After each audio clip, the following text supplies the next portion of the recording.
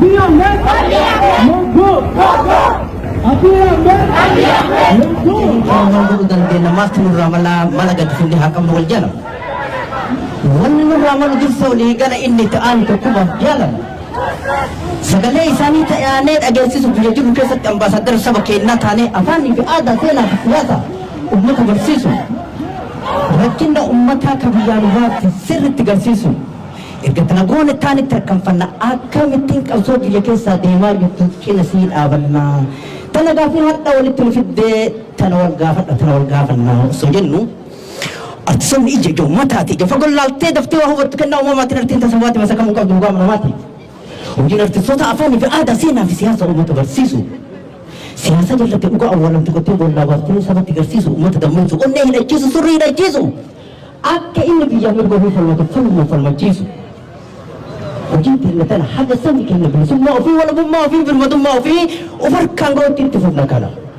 Qabsootee finiinsi keessaa fi alaan qabsootee finiinsi keessaa fi alaan xiqqaa fi guddaan dhiiraa fi dhalaan xiqqaa fi guddaan dhiiraa fi dhalaan akka kenniisaa tuuti gurmuukee akka galaanaa yaa'i wal jala tokkummaan furtuu balbalaa saba gurmaa'ee qabsaa'ee duwwaa banatee galaa tokkummaan furtuu balbalaa saba gurmaa'ee qabsaa'ee duwwaa banatee galaa qabsootee finiinsi keessaa fi alaan xiqqaa fi guddaan dhiiraa fi dhalaan akka kenniisaa tuuti gurmuukee akka galaanaa yaa'i wal jala tokkummaan furtuu balbalaa saba gurmaa'ee qabsaa'ee duwwaa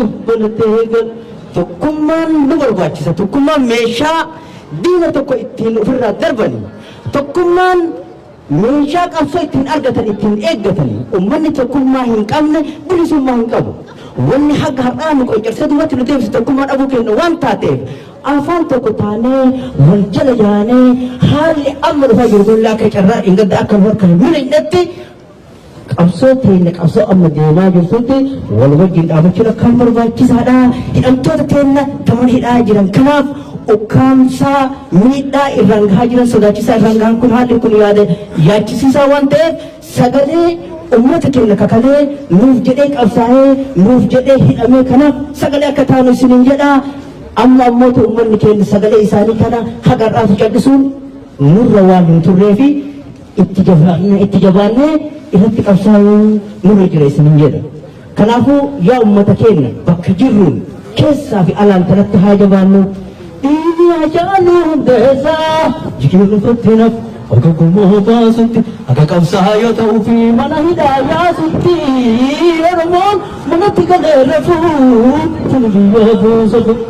Dhiibi ajaa'ilu hundeessaa jijjiirrafatti naaf akka gumaa baasutti akka qabsaa'aa yoo ta'uu fi mana hidhaa yaasutti Oromoon manatti galee rafuu tana biyya buusatu.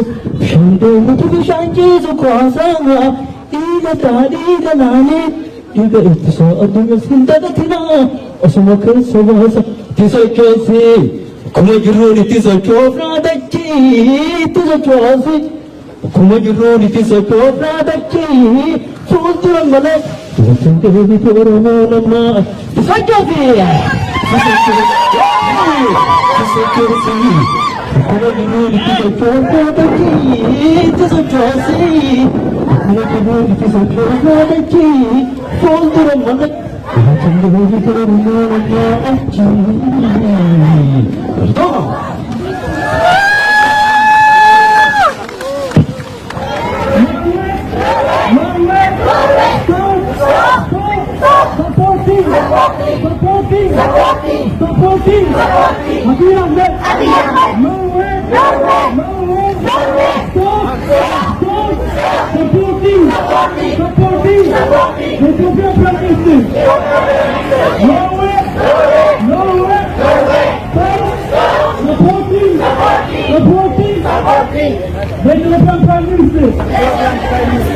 Abiy Ahmed Executive.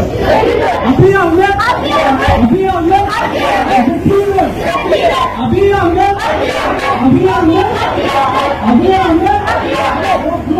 kamu hiriira irraa kuni hiriira Oromoon akka Oromootti kophaa gootuun ta'in irraa warreen nu fakkaatus dabalannee tumsa qabsoo Oromoodhaa kan jedhamu dabalannee isaanii wajjin waan yeroo ammaa tana biyya teenya keessa deemaa jiru mootummaan kun waan godhaa jiru namoonni agartanii kun gartee ijibbaata maayyii kan inni godhaa jiru kanaafu nuti immoo ni balaaleffannaa ummata biyya kanallee beeksifnee waan kana akka gartee sagalee ummata keenyaaf taanee mootummaan biyya kanallee akka sagalee nuuf taatu barbaadna ummata keenyaaf hamilee ta'uuf asitti sabaaf sablammoota biyya kana keessa jiru wajjin akka warra habasharra hafe jechuu kanaafu waliin tokkoomni harka ol qabannee baanee jechuudha kaayoon isaa kana fakkaata kaarra baay'ee namatti tola akkuma hawaasa Osloof naannoo isaatii jiru kana hawaasa Oromoo diaspora yookaanis biyya alaa jiru irraati maaltu eegama yeroo murteessaa ta'e kanatti yeroo qabsoon biyya keessaaf niimaa jiru kanatti yeroo ammaan tanaa kanatti wanni hawaasa Oromoo diaspora biyya alaa keessa jiru irraa wanni eegamu gartee nuti wal qoqqooduu dhifnee tokkoomnee humna takkaan bifa takkaan qindoominaan gartee gabrummaa tana xumootti godhuudhaaf jabaannee tokkoomnee wal cinaa dhaabbannee waan waraanni keenya nurraa barbaadu waraanni keenya arraan tana lubbuu qaalii kennaa jira lubbuu tana duris kennaa jira arrammoo dachaa godhee lubbuu isaanii kennaa jiruuf akkasuma nutis qabeenya qabnu sammuu teenyaan humna teenya yaada waan hundaan bira dhaabbannee yoo duraan gartee waan xiqqoo tokko goone arra dachaa lama goone waraana keenya bira dhaabbannee waraana keenya humna taanee gabrummaa kana xumootti godhuu qabna waraanni keenya waraanni bilisummaa Oromoo nurraa eeggatu diinagdeedhaan bira dhaabbachuu isaa lubbuu isaanii kennan nuti immoo qabeenya keenya keenya if wareeyne isaan bira dhaabbachuu qabna warri biyya alaa jiru hundinuu jiru immoo Oromoonni biyya keessa jirtan qeeroo fi qarreen xiqqaa fi guddaan dhiiraaf dubartiin kan jirtan harka wal qabadhaa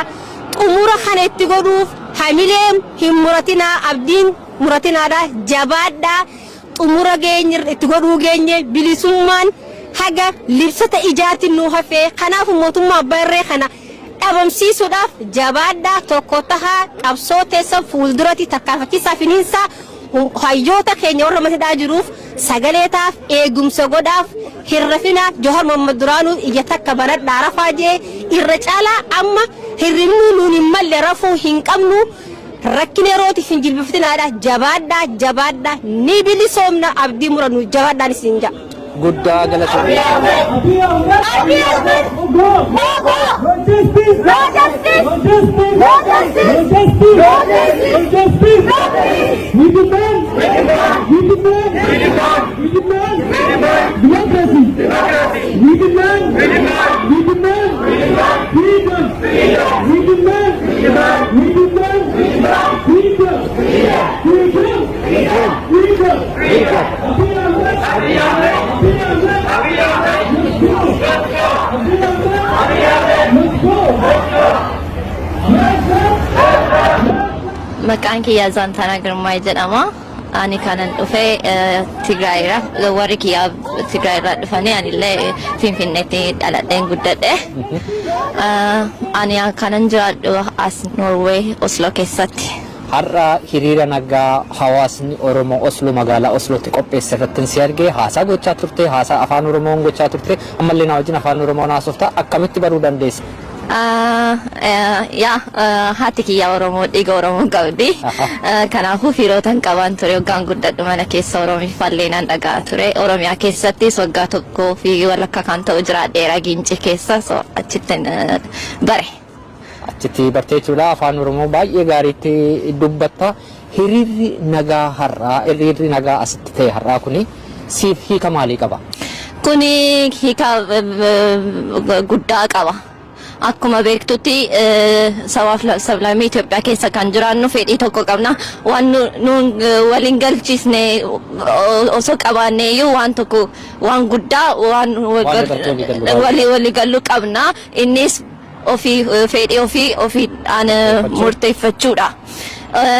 akkuma beektu lolli kun Tigraay keessattis Oromiyaa keessattis kan godhamaa jiru sabaaf sablammii ambiraa irrattis kan godhamaa jiru akkuma beektu eenyummaa keenya akka hin bilisoomne afaan keenya akka hin bilisoomne akka eenyummaa keenya dhabnee isaan fakkaannee akka jiraannu jarri barbaadanii waan jiruufi. Nuti waan waliin galchisne dhiisneet waan isa guddaa irratti fookas goonee akkasitti waan isaaf tokko yeroo tokko dhaabbannee tokkummaan dhaabbannee waggaa falmannu kuni gatii baay'ee qaba jedheen gara. Akkuma kee dhalattoota Tigraayiif dhaamsatti dabarsitu maali qabsoo kana keessatti gahee isaan qabaachuu qaban akkasumas immoo hariiroo waliigaltee isaan Oromoota wajjin qabaachuu qaban irratti dhaamsatti dabarsitu maali keessumaa dhalattoota Tigree biyya alaa keessa jiran. Kan isaan gaggeessuu barbaadu akka community Oromiyaa community saba biraallee akka contact godhanii isaan wajjin akka hojjetanii firummaa isaanii akka cimsanii itti himuun barbaada. ስሜን ዛንታና ግርማ ይባላል። ቤተሰቦቼ የትግራይ ናቸው። ተወልጄ ያደግኩት አዲስ አበባ ነው። እንዲሁም ኦሮሚያ ክልል ውስጥ ኖሬያለሁ። ዛሬ እዚህ የተገኘንበት ሰላማዊ ሰልፍ እንደምታውቀው በመላ ሀገሪቷ በሚባል ደረጃ በተለያዩ ብሔር ብሔረሰቦች ላይ እየደረሰ ያለውን ነገር የምታውቀው ነው። በትግራይ በትልቁ ዘር ማጥፋት ድረስ የሚደርስ ቢኖርም ከዛም ቀደም ብሎ የጀመረ ከ3 ዓመት በፊት የጀመረ በኦሮሚያ ወለጋ ውስጥ ብዙ እንትኖች ስላሉ ያንን ለመቃወምና ያ ነገር የሚያበቃበትን ማረፊያ ቦታ እስኪደርስ ድረስ መታገል ስላለብን በጋራ ቆመን ድምጻችንን ለማሰማት የተገኘ ነው። እስቲ ልክ እንዳንቺው በውጭ ሀገር ለሚገኙት የትግራይ ተወላጆች ይሄን በኦሮሞና በትግራይ ተወላጆች መካከል ስላለው ህብረት የምታስተላልፊው መልእክት አለ? ከዚህ የሚገኝ ምን ጥቅም አለ? ማስተላልፈው መልእክት አብሮ መስራቱ የሚሰጠን ጥቅም አንደኛ ጎላችን አንድ አይነት ስለሆነ መንገዳችን አንድ አይነት ስለሆነ ሁለታችንም ራስን በራስ የማስተዳደርና የራስን እድል በራስ የመወሰን ፍላጎት ስላለ ለዛም ስለሆነ እየታገልን ያለ ነው። አንድ አይነት መንገድ እየሄድን ስለሆነ አንድ ላይ መሄዱ ብዙ ነገሮችን ያቀላልና ዊን ዊን ነው ትግላችን። አብሮ በመታገል ድልን ማቀላጠፍ ይቻላልና አብረው እንዲሰሩና ፈልጋለሁኝ እንዲቀራረቡ እንደዚህ አይነት ተቃውሞ ሰልፎችንም ከዚህም በዘለለ ደግሞ ሌሎች ኮንፈረንሶችንም በማዘጋጀት በመግባባት ምናምን አብረው ለመስራትና ጓደኝነቱን ወይንም ጥምረቱን በደንብ አጠናክረው እንዲቀጥሉ ፈልጋለሁ።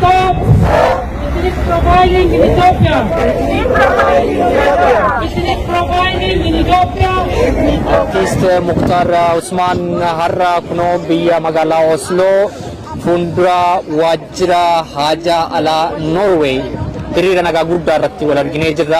Maali kaayyoon hiriira nagaa kana maaliif ba'ame?